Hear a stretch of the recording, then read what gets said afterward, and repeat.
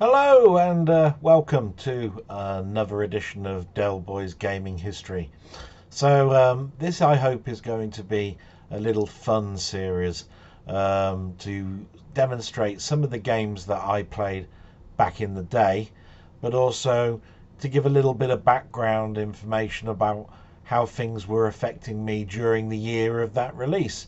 Now, this won't always be on one particular medium. In other words, it won't be just all arcade games. It will in the future feature any game that basically I was playing back in the day. And most of the information that I'll be talking about for the year of its release will be how it affected me, but might also include some world events that I remember, but not necessarily everything. So just like before, we'll put some information up. So over here, we'll put the attract mode for the game. And over here, we'll put the cue card for the game. And if you haven't seen it already, the game this time is Ring King, or King of Boxer, which came out in 1985. So what did 1985 mean for me? Well, when it comes to computers, I sold my VIC-20 in the very first month of 1985, which left me with just a Commodore 64 and an Atari 800. I used to have more computers than that in each year, but this particular one, I started to sell a few things off because next year was a very big year for me, because I was moving into the 16-bit era, but we'll cover that in the following years and the discussion points for that. So what was happening for me? 1985 was a massive change when it comes to schooling. I was now in my final year, and I had a choice. Was I going to go to college, or was I going to go to college at night school because I was joining some type of apprenticeship scheme? Well, because of my qualifications, which were not great but not disastrous either, I did what many people did around that period, and that was join a YTS, a youth training scheme. And basically, I therefore went to night school doing business studies in a hope that at the end of the YTS I would have a job. A lot of people did this. It was a government scheme.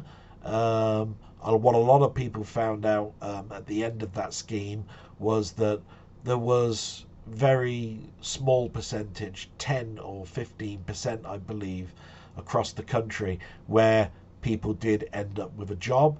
I didn't get a job in the one that I was in, but I did have lots of experience, and I worked for a company called GKN Auto Parts, and I worked in many different departments within that company. But when it comes to this particular game, where did I play it? Now, I mentioned in a previous excerpt that most of my playing came from either going on holiday, going to a bus depot, or where there was a cafe, or we had a travelling fair. For this particular game, it was actually at a taxi rank. Now, this taxi rank in my hometown had two machines right next to each other, and they were Ring King and Karate Champ. Yes, Karate Champ with the two twin joystick movement. All absolute great times that I had. But the reason that I particularly liked Ring King, because it's not particularly a brilliant game in regards to a classic, is that during this particular period, boxing was becoming very prevalent in my life. The Commodore 64 had just released Barry McGuigan's Boxing, and of course the magazines that I was reading were also talking about US Gold's Fight Night, both cartoony type boxing games, and both games I played a lot, although Barry McGuigan's stands very much high and above Fight Night. So when it comes to films of 1985, what did I watch? Well, Ones that come to mind are Back to the Future, A View to a Kill, the latest and last James Bond film with Roger Moore, First Blood Part 2, Weird Science, Fletch, Brazil, Lady Hawk, Terminator, Morons from Outer Space, and Brewster's Millions. Now, my whole watching films had changed drastically a couple of years previous, because our family picked up our video recorder, and that was a couple of years previous.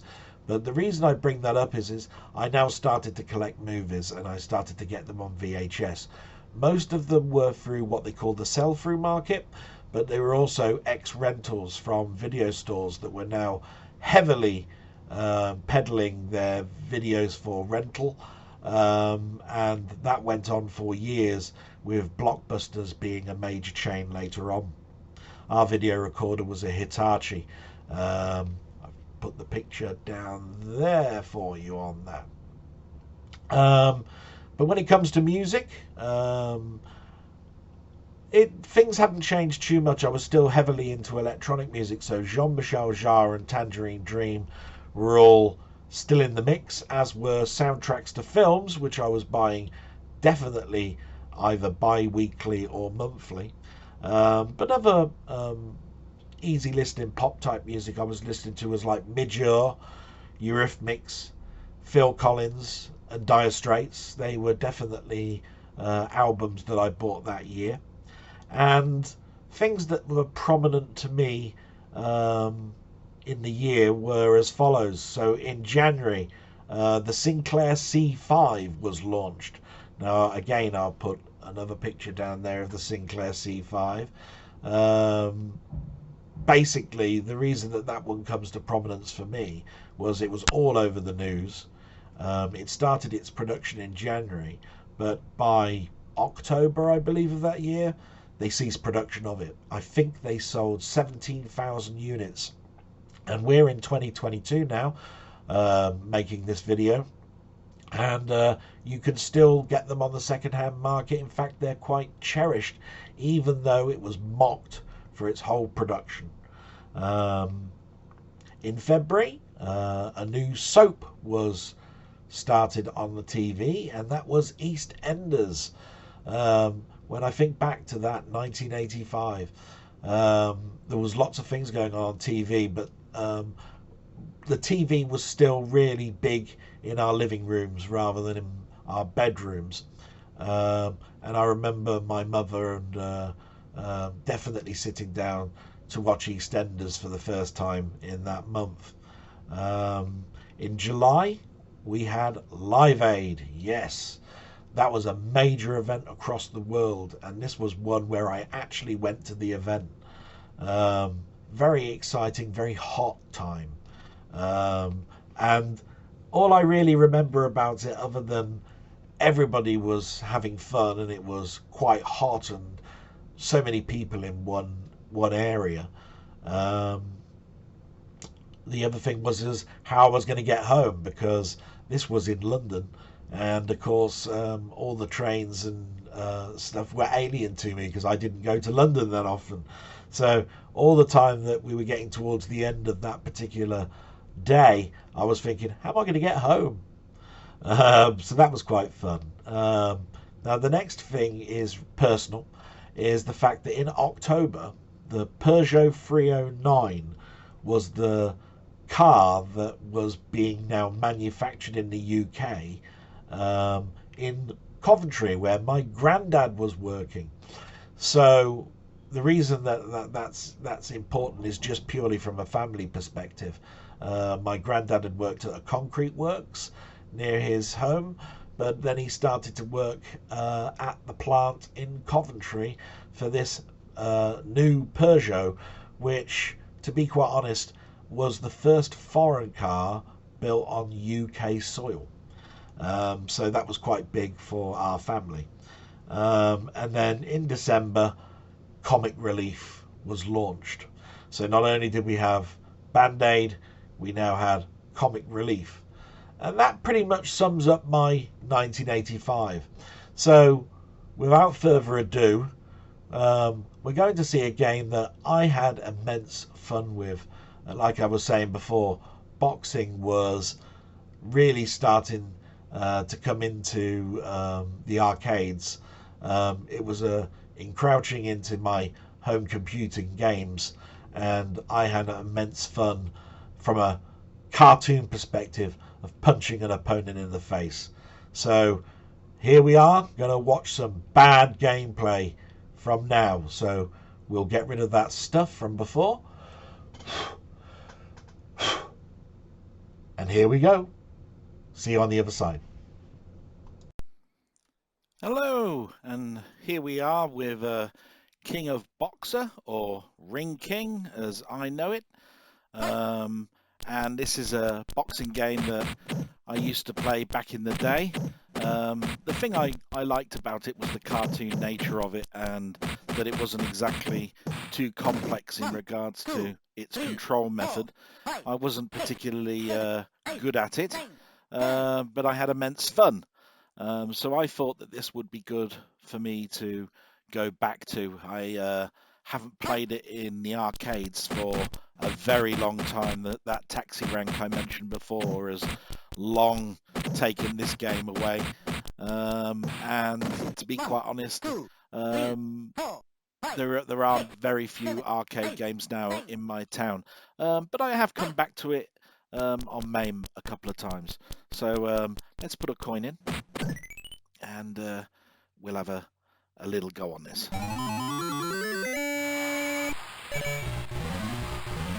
So here we are with the first fight.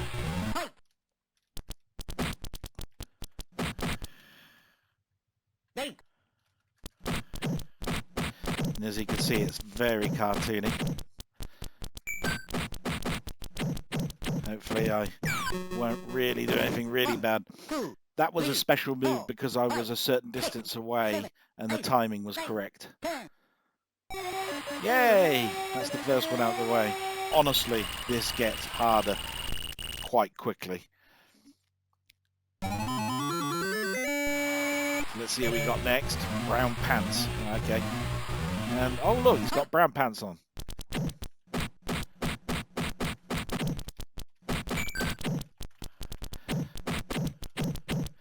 This also sort of like came out at the time that I was watching lots of Rocky films. So that was another reason for sort of like playing these types of games.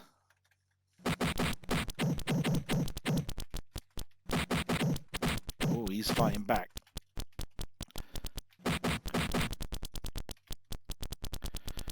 Oh, I'm nearly dead.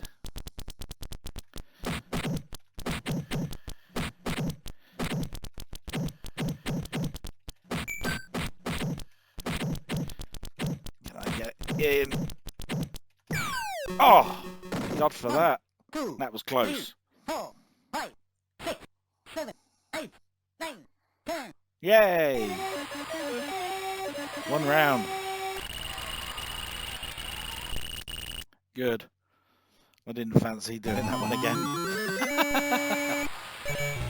I can tell that this is going to get pretty difficult.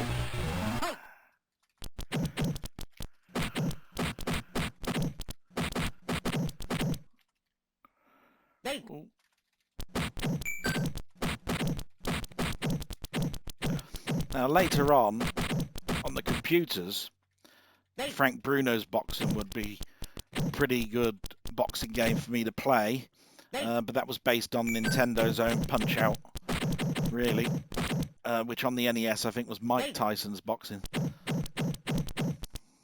Oh, come on. I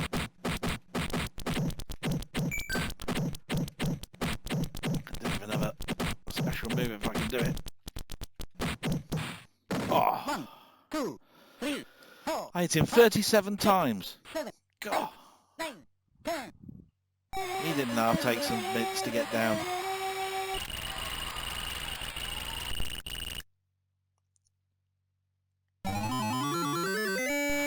That music sort of like played in the background in the arcade games, and it instantly told me, right, I'm not going to beat him in the first round, we'll go second.